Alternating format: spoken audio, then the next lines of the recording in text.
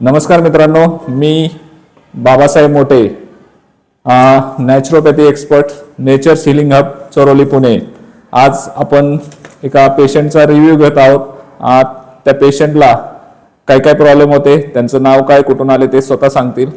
नाव अप्पासाहेब नामदेव बोराडे, कडा स्टिब्यूल्ड, आणि माझ्या पाठीमध्ये back pain होता आणि थायरॉइडची गाठ पण काढली होती आणि चालता फिरता येत नव्हतं, बसता पण येत नव्हतं आणि वागता पण येत नव्हतं। पण आता जवळजवळ बऱ्यापैकी फरक आहे। बघा मित्रांनो, त्यांचा MRI चा रिपोर्ट माझ्याकडे आहे। आज त्या MRI रिपोर्टमध्ये त्यांचं डिस्क बल्जिंग L1 L4 ते L5 मध्ये डिस्क बल्जिंग होतं।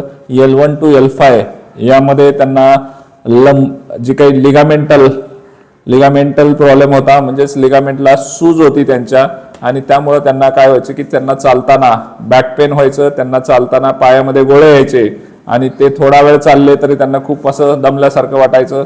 आणि गेल्या 2 दिवसापासून ते आज आपल्याकडं नॅचरोपॅथीची ट्रीटमेंट घेत होते। त्यामध्ये मर्म चिकित्सा असेल, नॅचरोपॅथी ट्रीटमेंट असेल, कायरोपॅटिक मसाज असेल, थेरपेटिक मसाज असेल, स्टीम बाथ असेल, त्याचबरोबर पंचकर्म यामधील काही थेरपीज त्यांना दिलेल्या आहेत। कटिबस्ती वगैरे ह्या थेरपी देऊन आज त्यांना खूप छान पद्धतीने रिझल्ट आलाय। त्यांना किती रिझल्ट आला ते स्वतः सांगतील।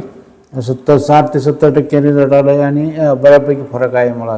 बघा, काल ते 4 किलोमीटर चालले। 4 किलोमीटर चालल्यानंतर सुद्धा त्यांना काही त्रास जाणवला नाही।